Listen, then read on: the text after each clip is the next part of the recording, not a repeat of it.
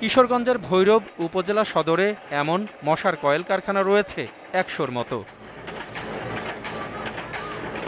শহরের ঠিক মাঝখানে আবাসিক এলাকায় দূষণ ছড়ানো এসব কয়েল কারখানার অনুমতি কে কবে কিভাবে দিয়েছে তা জানেন না এলাকার মানুষ।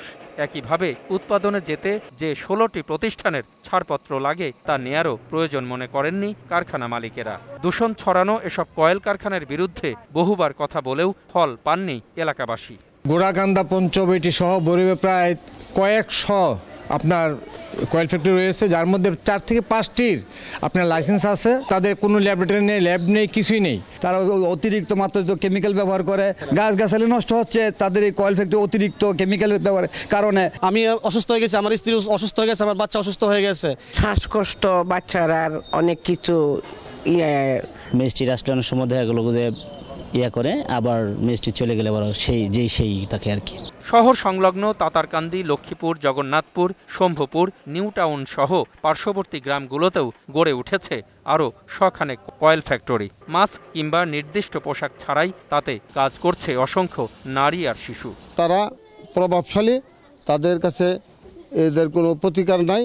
আমরা বলতে গেলে তারা মারতে আসে এবং প্রশাসনের বই দেখালে। আমাদের শহরটাকে এমনভাবে গড়তে চাই যেন জীবাণুমুক্ত থাকে। স্থানীয় প্রশাসন বলছে মোবাইল কোর্টের মাধ্যমে অনেক কারখানা বন্ধ করলেও কিছুদিন পরেই ভিন্ন নামে কার্যক্রম শুরু করেন অভিযুক্ত মালিকেরা। পরিবেশগত বিপর্যয়ের সম্মুখীন হচ্ছে, জনদুর্ভোগের সৃষ্টি হচ্ছে, সেখানে আমরা নিয়মিত মোবাইল কোর্ট পরিচালনা করছি। সেখানে অভিযান পরিচালনা করব যাতে এই অবৈধভাবে কোনো মশার কয়েল সেখানে তৈরি হতে না পারে এবং যে জনস্বাস্থ্যের জন্য হুমকি, এবং সেই হুমকি থেকেও জনগণ রেহাই পাবে। অবিলম্বে কয়েল ফ্যাক্টরির দূষণ বন্ধের দাবি ভৈরববাসীর। ভৈরব শহর আর শহরতলিতে অসংখ্য মশার কয়েল ফ্যাক্টরি গড়ে ওঠায় এখানকার বাতাস হয়ে গেছে চরম দূষিত। প্রিয় দর্শক, আপনার চারপাশের নানা সমস্যা আর ভোগান্তির চিত্র তুলে ধরবে ২১শে টেলিভিশন। এসব তথ্য জানাতে ফোন করুন, এই নম্বরে পৌঁছে যাব। আমি অখিল পোদ্দার, আর ২১শে টেলিভিশনের ক্যামেরা আপনাদের দুর্ভোগ দুর্দশায় সবসময় পাশে আছে ২১শে টেলিভিশন।